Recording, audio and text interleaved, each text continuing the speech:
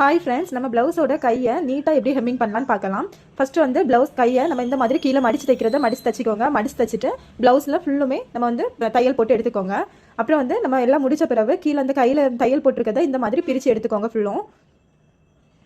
இதே மாதிரி ஃபுல்லும் பிரித்து எடுத்துக்கோங்க. அந்த கையில் தையல் போட்டதை இந்த மாதிரி பிரித்து விட்டுக்கோங்க. நமக்கு அந்த மடிப்பு அப்படியே இருக்கும். நம்ம ஹெம்மிங் பண்ணும்போதும் நமக்கு வந்து நீட்டாக வரும். இனி வந்து ஊசியில் நூல் கோத்துட்டு இந்த மாதிரி ஒரு சொட்டை போட்டுக்கோங்க. நூலில் போட்டுட்டு நம்ம எப்பவுமே ஹெம்மிங் பண்ணுறது மாதிரி நார்மலாக ஹெம்மிங் பண்ணலாம். நம்ம இந்த மெத்தட் யூஸ் பண்ணும்போது நமக்கு அந்த துணி வந்து கரெக்டாக அந்த மடிப்பு வந்து கரெக்டாக நிற்கும். நமக்கு வந்து விலகியும் போகாது. ஹெம்மிங் பண்ண பிறகு எல்லாமே ஒரே அளவாக இருக்கும். அந்த ஹெம்மிங் பண்ண இடம்லாம் நமக்கு ஒரே அளவு வரும். இந்த மாதிரி நீட்டாக ஹெம்மிங் பண்ணி எடுத்துக்கோங்க.